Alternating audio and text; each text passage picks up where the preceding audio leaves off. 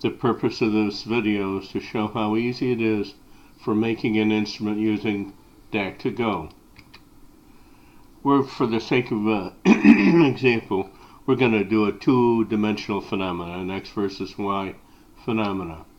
So the first step is to, number one, define the general personality that you want, add the practical details, finalize the desired personality, then recall the DAC2Go resources, modify the resources to match your needs, neaten it up, and then you're done. In this case, we want to make something up which is got a real-time graph and a user control. And this is basically like you do with a strip chart record of a mechanical tester, for example. So let's go look at it in a little more detail. We really want to have user control of the experiment, a real-time XY chart. Then we'd like to be able to get the raw values shown in real time.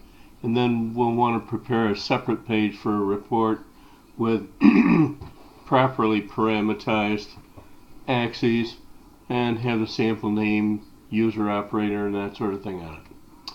So this is what we'd like it to look like at the end. And so what we'll have to do is we'll have to see, here's a real-time strip chart. Over here's where you'll have a user control. And then I added a little formatting here so you can see we'll put the names of the variables we have showing up in real time. So now let's recall the DAC2Go resources. There's a data worksheet which already has a half a dozen real-time columns that when you tell it to go, it starts immediately taking data. Then there's a second one, which is a control worksheet, which lets you control all the I/O and make it a programmable controller. And then the third sheet is the real-time graph page. Now I like to start with the graph, so the first thing to do is to delete all but one graph. So you can select them one at a time and delete them just like this.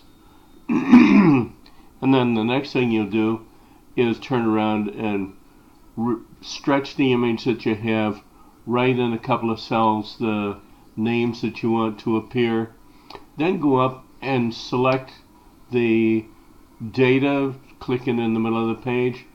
That way you can show the columns that you want or what are going to appear. Then go out and change the chart type and choose an XY scatter plot. And there you are. If you want to make it fancy, just simply format the cells using the format statement, and that's it. Here's the control sheet if you want to add some kind of control, temperature control, shear rate control, things like that. That's already covered in another video. There's an additional sheet for the method, which lets you put extra things on it. Now,